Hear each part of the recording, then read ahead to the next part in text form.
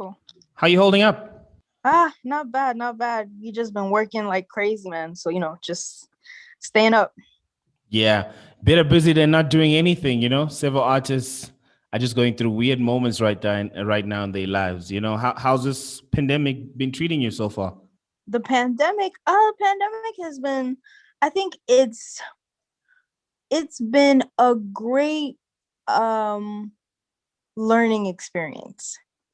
Um I think I'm especially proud of my team as well as myself for just being able to navigate this space, especially when it came out of nowhere in the middle of when we were working on an album and had to Wow. figure out a completely new digital rollout, because we are a lot of our rollout was intended to be like on the ground doing a lot of fan activations, popping up to places in person, and we had to completely restructure that and focus more digitally, and just in general even like figuring out how to get out great visuals, you know what I mean, because like the visuals are a big part of what I do. So just organizing that, and just it's been a really really great learning experience. And I think that honestly the knowledge, what we've learned is that we're also great at adapting, Yeah. right? Yeah. What's that one thing you'd say is now part of the new Amaarae since we're moving into a new normal? I don't even know, because so much has changed. Like I feel Yeah. like so much has changed. You know what? The one constant is evolution. Yeah. Like I realize now that at every moment, every day I'm evolving. Like, right now we're in the angel you don't know era, but like I'm already kind of thinking about what my next body of work is going to be, what my next release is going to look like, what changes am I going to make visually to myself, what are my videos going to look like, what's the energy going to be like, so constantly I'm just thinking ahead, thinking ahead of what's next, what could be, what are the possibilities. So I think that's what's the most consistent and constant right now. It's like the need to continuously evolve. I think that's very important for several artists to revisit some of the projects that they felt like were ready to be released in the previous norm that we are in. And I think that's Right. something that several people can take out. But I remember having a conversation with Spinall, and he was just telling me like how he was locked out in the US and he was getting ready to come back home with this pandemic. Where were you when I this was in lockdown Ghana. started? Okay. In Ghana, yeah, in Ghana. So there was no plan on a tour, and then you had to restructure everything because everyone seems to have a totally different story and so much money lost. That we had a tour planned actually, and we had like I had wanted to touch every major city within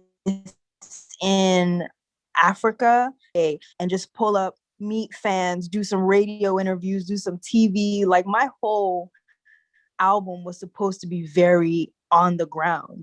Yeah. And when the lockdown switched, it was just kind of like, we're just kind of like, all right, well, how do we adapt? How do we make these changes? And I think for us, because when we plan things before we'll go into it full financially, we always have to be able to see how things are going to pan out. So lucky for us, we didn't really lose any money, because the moment it hit, we knew that we needed to restructure our financial plan, and we hadn't put any premature money into anything that we were doing. So I guess we were blessed in that sense. So yeah. Yeah.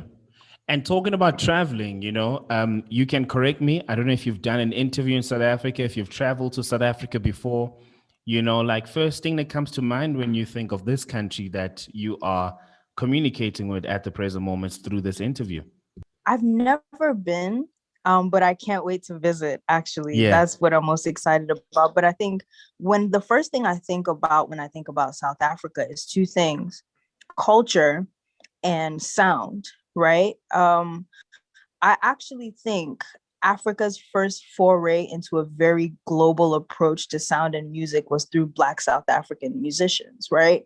And Hugh Masekela, like, being a prime example of that. But then outside of that, um, I think it's a music genre. Is it called Kwaito? Yeah, Kwaito, yeah. Yeah, that genre was the sort of stepping stone for, I think, every sort of experimental genre of music, right? Like Kwaito is the reason we have progressive house. deep house, EDM, electronic music. So for me, when I think about South Africa, I think about the beginning of music as this almost like this infinite entity, right? This like almost scientific thing because of the way that South Africans approach music. It's so spiritual, it's so beautiful, it's so boundless. So yeah, it's culture of music for me. I think that's fascinating because South Africans are so exposed to like lots of sounds, and it's a space that is able to create sounds that end up taking up space in various parts of the world. But we're quick to kill our own genres. You know, we said Kwaito's dead when Mm, it just simply evolved. We mm, said Kom is dead when it simply yeah, evolved. And whenever these sounds start yeah. owning space in various parts of the world, we already moved on to a totally different The sound, next thing, you know. and yeah. and I guess that's the challenge that we have with our own. On your end, since you mentioned Kwaito, is there a sound in Ghana that you could say is similar to what Kwaito did for South Africans, and possibly that's the sound that played a big role out in Ghana? Um, I don't think we've had that moment just yet. That I don't know, and I'll give credit to Jules, DJ Jules. Yeah. Jules's very minimal and stripped back take on Afrobeat was sort of the sounding board or the blueprint, the map for a lot of the Afro beats that you hear today that's like minimal, right? So yeah, I think Jules's moment, like Skin Tight, when he first did Skin Tight with Mr. Easy, like that record is the blueprint for a lot of now current Afro music. And I think it was the first sort of combination of like what was current. Mm. And talking about paving, you know, sound and paving your own lane, um, the more I read about, you know, the influence and the role that you play out in Ghana, there's a lot of pioneering that also comes with your name. The credits that comes with your name with pioneering a totally different lane out in Ghana. Do you own this sound, and how would you label that for someone who probably just touched down in Ghana and being exposed to your music, and all of this credit is being associated and affiliated with your name? Uh, I mean, it's great and it's Yeah. nice, but I, I I think for me, it's not so much about actively wanting to be a pioneer, but more so wanting to create space and freedom so that other artists can see a way for them to experiment with their music without being pigeonholed and boxed in within this space. When I first started making music in Ghana, I was 17 years old. And I've been experimental for a very long time since I started making music. And I used to go to this well-known studio that a lot of like the popular hip hop artists in Accra would go to. And they'd always like hear my sessions next door and they'd be like, yo, what kind of weird is this? Like what's that? And they'd always be like, yo, this is dope, but I don't think it's ever gonna sell out here. Like you can never sell your music. I remember when I moved back and I was like, yeah, I'm gonna move back here and start doing the music thing. Everyone was like, yeah, but you're gonna have to change your style. It's Mm. not gonna sell. It's not gonna sell. And I was like, yeah, watch me. And for me, it wasn't because I had anything to prove. Like I could really care less what other people thought. But what had to be shown was that for us to grow as a culture, we can't continue to pigeonhole our sound and ourselves because money is the first thing that everyone is thinking about, right? Or survival Mm. or getting a hit record. It's like if we don't move out of that mind frame, we're not going to we can't be innovators and inventors. Then it's always just that one sound that prevails. And I wanted to show people that it's time to innovate, and it's time to invent, and there's a way to do that. And here I am. So now the rest of us, the rest of everyone else, like this is the door, let's go through. Yeah. Yeah. What was keeping you going though during that moment? You know, because here you are pushing wall, building a wall, creating a structure to something that is there's no reference for all the people that were consistently trying to shut you down. What was keeping you going at that point in time? Vision. Yeah. um I just think like in life the answers are always there, right? You just kind of have to see them. And for me, to be honest, my approach to my music had like two sides, where there was the music, the creative aspect, but then there was just also the the marketing aspect. And when I say the marketing aspect, I mean just how can my music work in this space from a strictly business standpoint. And when I started in 2017, I kind of started to see like a shift in just the way people were consuming music, the way people were approaching African art. And I was like, this is the time for me to start creating those building blocks of trying new sounds and finding a way to market from here in Ghana to the rest of the world, because those are the people that are most likely going to be interested, right? So it was just that thing. It was just the thing of just knowing how, when, why, for what purpose. It was just the vision, like understanding that things were changing, and I wanted to change with that. And I wanted to be a force of change as well within the space. You know, the more I play your music this side in South Africa, people always find it hard to believe that you're actually from Ghana. It's the same thing with this with the Santis of this world, and even our very own Shane Eagle. It's like the sound that you guys are curating is a sound that is synonymous to a totally different culture that supposedly doesn't exist in Africa. You know, do you get that a lot? Right. Oh yeah, absolutely. Absolutely. People never think I'm Ghanaian, but they usually will think that I'm Nigerian, just because I think now Nigeria has gotten so it's gotten so experimental, and the space has opened up so much more to different types of sounds and energies. And then people always think that I'm also from like the US or the UK or something. I think it's interesting, but I think it's kind of sad that people ascribe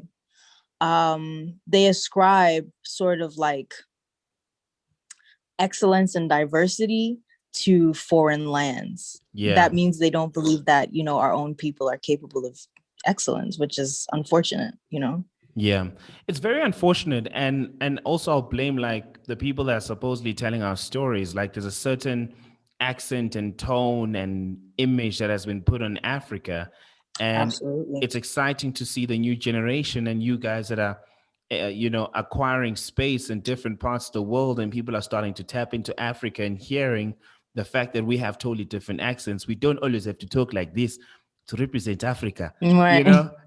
Right. It's so exciting. And talking about owning space, we get into 2021. You were named as Apple Music's newest, Africa Rising Artist. How was that experience for you, and what did it do for your career? It was just really about long-standing, Apple Music, my first project came out, I remember, and we love what you're doing and we want to amplify you through our platform. And the I think was incredible because it exposed that we're all over the world that may not have exposed to my music before. And it was something as simple as, like, I remember the week or 2 weeks it came out, there was you can imagine as one artist next to other artists like that, you're like, oh, who's this new person? I'm curious about them. Let me see what they're saying, since they're next to all of these, trailblazers and sort of giants of the industry. Like, that's really dope, and just being able to have that platform to share my message was really incredible. And as an artist with so much influence, I'm always keen on finding this out because I think the world is forever changing. We're seeing a lot of DSPs moving into the continent, Audio Mac, Spotify tapping into the Nigerian and Ghanaian market. On your end, which one do you deem important or you marry when it comes to DSPs and radio? What you said, which one do I what? Which one do you deem important? Which one takes first preference when it comes to your rollout plan? I think that they're all essential to my rollouts. And I think that even the way that all of these different DSPs have collaborated with me throughout, my rollout and throughout this project and process, everyone's approach is different, but everyone has trusted my vision and has, extended their platform in the best way possible. Even with regard to Spotify, when we recently just did the Black History Month playlisting with them, and then just Pollen, one of their major playlists, picking up the album and them highlighting that throughout the month of December was incredible. And then Audio Mac, who are literally, even before I'll put out a record, they'll be like, hey, you know, what new music do you guys have for us? Like, what can we do to help? And Audio Mac will literally, they'll make me a cover of a playlist. They'll put me on all their major playlists. They will reach out and say, hey, we want to shoot some content with you. Hey, can you send us a voice drop so we can do this, that, and the third? Like, it's a constant, continued conversation across the board with everyone, from Boomplay to Apple Music to Spotify to Audio Mac, you know, to SoundCloud as well, who was also very supportive. It's just a continued conversation, and I can't say that anyone takes preference or you know, yeah, they're all quite essential to what I do and to what a lot of other artists do. Yeah, those are the perfect PR answers. We thank you. You know, I know in the US, this was launched out, I think in Jan 2020, MTV amplifying artists, you know, elevating stars on the rise. You were also, you know, labeled, you know, the artist of the month for Feb 2021. You just keep winning, you know, like this experience, what did it do for you? So yes, that was BT actually. Yeah, BET, yeah. And that was BT also like was really supportive like early on when we had just started to roll out visuals. And I think shortly after Leave Me Alone and we were about to drop Fancy, they were like, hey, you know, what can we do? And they're like, send us the video. We're gonna put it on all our major channels. We're gonna run it at primetime hours. And that was just off the strength of, they're like, what you're doing is so exciting. Like, we want to be a part of your story. We want to help you tell your story. So when it came around to February and they were like, hey, we want to make you our amplified artist of the month, for me, I was honored because BT is a very big part of my upbringing. When I was a kid growing up in Atlanta and they had BT Uncut, they had BT Late at Night, they had 106 in Park. That's a huge part of my growth and my development as an artist. So for that to come full circle and for BT to support me in that way was so incredible. And for them to use all of their power and their channels to just say, hey, this is a person that we're saying is up next. That was really dope. I'm literally going through all your W's. There's so many of them. So this is a moment to be vain. You know, you also got a nomination for the 2021 MTV Africa Music Awards for Best Alternative Artist category. Congratulations. You know, I know that the awards were postponed. They were supposed to go down, you know, out in Uganda, if I'm not mistaken. Like, where were you when you found out that you were nominated? I don't even chilling. And then like a bunch of people started tweeting at me like, oh my God, I can't believe Amaarae is nominated. And I was like, nominated for what? And then I went to go check and it was like, whoa. Once again, that was also another full circle moment because I remember when I first moved to Ghana, and I think it was about 2008, 2009. And shortly after I'd moved back that same year, it was the MTV Mamas with like D'banj, Ikechukwu. I can't, there's someone else that I know I'm forgetting, but it was a really crazy ceremony. And I just remember thinking like, oh man, I'll wait till I can participate in something like that. But I didn't think it was ever going to happen. I didn't think much of it. So when that happened, it was just to me like one of those things where the things that you say to yourself are so important because they have a way of manifesting, right? That's when I was 15 years old, I didn't think that at 25, 26, that would be my reality 10 years later down the line. So that's wild. Like, that's crazy to me. You know, in that category, you're going up against, you know, people that are also rocking right now. Adekunle, who's also having an amazing run. Afrotronics, Ami Faku, who's on fire here in South Africa. There's Matata and Simi. Who's the weakest for you? How are you gonna ask me that? I think these are all what? Let me tell you. I actually was so honored to be in this category with this caliber of artists. Yeah. Because to me, I think, first of all, the fact that the fact that there's a genre that says, hey, these are some people that are doing some interesting things, and they're sort of outliers, even though they still remain within the pop boundaries. Yeah. To be acknowledged first and foremost in that way was incredible. But then, like, with these artists specifically that are doing such a great job, as you mentioned earlier, like, to me, no one was the weakest. I'm breaking a sweat. Yeah. Like, am I gonna be able to win? You know what I mean? So I'm excited to see what happens. And honestly, even if I don't win, like, if someone else wins, like, I'm happy for them. More power to them. You know, it's deserved, because everyone in that category has literally worked so hard this year and has had an incredible year. Yeah. I was just trying to, figure out if you have that hip hop Stir up some energy, competition. just like, put this one. All right. Nah, And when it comes to influence and power, I guess it goes with what just happened right now, being able to be able to maneuver the room in a great way, maneuver spaces where people are trying to put you in positions that are uncomfortable. I know three music networks, released a top 30 most influential women in music, to highlight females that are doing extraordinary work in the industry. I know you made the list as one of the ladies that are bossing it. On your end, when it comes to influence and power, how do you describe it and how do you use it? Because on your end, you're possibly just working, reaching out to mates, getting the ball rolling. Influence and power, when now it's been listed in a list, how do you take it, and what are your thoughts around influence and power? I think that influence and power, like, I think they're intangible constructs, right? To me, some of the most influential artists, some of the most influential people are the people that inspired me, the Yeah. people that inspired some of the people that are on that list, those unsung heroes, right? Who have inspired generations by maybe being the first, the real first to do something maybe 10, 20 years before it was cool. So for me, when I'm put in a list that says, top 30 influential women,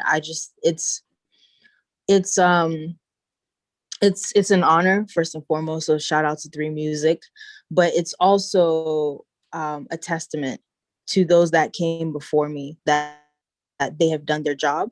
And then it's a testament to me because it validates the fact that I'm on the right path, and that whatever that I'm doing is reaching, hopefully, the people that it needs to reach, which is not, the execs, or, whoever that can put money in my lap, but the young girls and boys who are on the streets, who are like hustling, who have artistic visions, who have artistic dreams and goals, that they can reach that.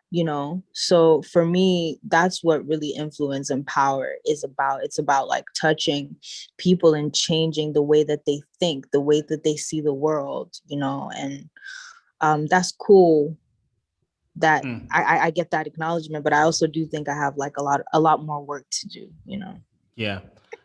I fully get you. I know that we're almost running out of time, but let me just squeeze this question and then we get into the music. There's a conversation that I generally feel like it does get some light every now and then. And I know you play a big role when it comes to the production process of your music. When it comes to female producers and female engineers in the world of music, would you say, through your experiences and engagement and interactions, would you say that the ladies are getting the fair credits that they truly deserve? Because there's not a lot of them that are known in the continent when it comes to their role in production. Yeah, I think women in more technical spaces, Yeah. when it comes to music, are quite marginalized. And I think that a lot of the time too is because they're not given the tools to even explore those, potential options. Every time, especially in this space, in the African space, it's always, when people think about a female, oh, well, she has to sing, or she has to dance, or we might let her rap. It's never, oh, well, what if this person might have a really great ear for music and might be a better arranger and producer than the actual artist standing in front of people singing? Or, hey, this person has a really great technical understanding and technical ear for how things should sound within the field. the sonic field, the stereo field. Well, how do we give her the tools to improve on that? Or how do we even identify and mine that talent to begin with? So I definitely think it's a marginalized group, and a group that I would love to see grow, because as of now, like, I don't even really know too many female producers. Like, I know I'm one, I know Thames is one, I know Kilimanjaro is one, and I can't think of anyone else, and that's crazy. And even sound engineers, I don't know any up and coming, like, young African women sound engineers at all. Mm. That's crazy. Yo, man, for anyone who's watching this conversation, be it YouTube, listening on the radio, if you're a female producer, you're working in a creative space, I think a network needs to be created so everyone can tap Absolutely. in. Like, I was chatting to a mate, and Absolutely. she was looking for a female photographer, and the contact list wasn't as big as a male list. I was checking out your performance, on Colors, and I just have to say, whether there's just something distinctive about your voice, and a part of me just feels like you found means and ways to finesse it for any emotion that you're trying to evoke with the song. Why did you opt to sing Leave Me Alone on Colors? Why that tune specifically? You killed it, by the way. Thank you so much. I appreciate that. Yeah. So the Colors team actually chose Leave Me Alone. And I remember they got the album early, and they still were like, no, we want you to do Leave Me Alone. And I was like, okay, all right. I mean, I would have chosen something else, but all right, we'll make this work. So when they said Leave Me Alone, I was like, well, I haven't had the opportunity to strip back Leave Me Alone and just perform it in such a way that people can just hear the lyrics. So, and I thought Colors was the perfect platform to do that.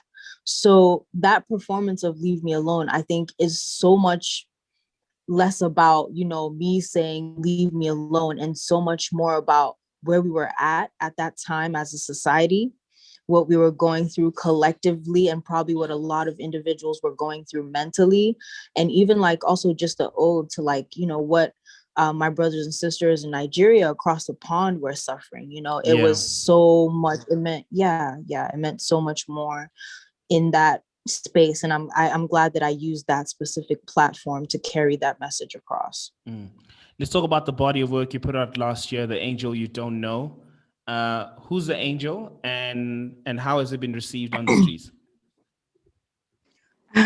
Who's the angel? I think a lot of people think the angel is me, but I think the angel it's everyone. It's me, it's you, it's whoever. And the reason is because this album really is about process, and it's about discovery, and it's about the excitement that comes with discovery, and the need to have a hunger to even explore. And I think that, especially as young African adults, that's what we're going through, this awakening where we're all finding ourselves in new ways every day, So I'm not just an angel. Like, every person that listens and is touched by the message or the sound, you're the angel, man. We're all the angel. And the reception of the record has been so incredible, both, within Africa and across the world. Is just seeing the kind of recognition that it's getting, and how excited people are about it, I think is so dope, so fresh. Really, really cool. When it comes to creating visuals, you're always spot on. And I know you did talk about this, like, it's just always a movie. And a part of me feels like, one day maybe you'll bless us with a 20-minute movie. That's just me putting it out to the universe. Sad Girls Love Money, teaming up with Marley, new visuals you just put out. Take us through the storyline around those visuals. So the storyline, when I first of all, I want to say, actually, the inspiration for this video came from a Khalees video, and it's called Good Stuff, right? Yeah. And I remember watching that video, I was like, man, I want that same energy, but I want to modernize it. I want to make it so that it's, like, more culturally relevant to me. So in that video, like, I think it opens up with her in a car, and someone is taping her, and her friends literally just, like, hijacked her from her house, and they're like, yo, let's go party. So I wanted that same energy for Sad Girls Love Money, where it's like, just, I'm just chilling in my room and I'm like looking super fly and I've got my gun on me and it's like, you know, if you pull up, it's murder. And then just a bunch of really incredible girls just pop up in my room and they're like, okay, we're kidnapping you, let's go. And then we just have a good time, you know, like we're counting money, we're at the bar and we're drinking and we're, you know, eating like kebab and just having a good ass time. And you know, the whole record is just about being young and having fun, but also like, you know, trying to find a way to make life work for you, you know, trying to find a way to get that shmoney because that's what we all need, you know. Yes, So ma'am. yeah, that's what that. Yeah, I was about to yeah. say it's not just the sad girls that love money. I'm sure the brothers can say It's right. It's the sad boys too. yes. I think the sad part was also Absolutely, very instrumental, you know? absolutely, Yeah. absolutely. Thank you very much for taking this time and having a conversation with me. It was so great to pick your brain. I think you're definitely one of those talents that's representing the continent, representing Ghana, and it's so great to consistently, you know, showcase your name and showcase your music through your talent to the wires and to the South African audience. But now to get to interact with you and just get to chat with you, I think this conversation was truly insightful, and I truly thank you. Oh, thank you as well for having me, Sabby. And thank you for the great questions and, you know, for listening and your patience and doing your research. I really appreciate it. It was a great, great interview. Thank you.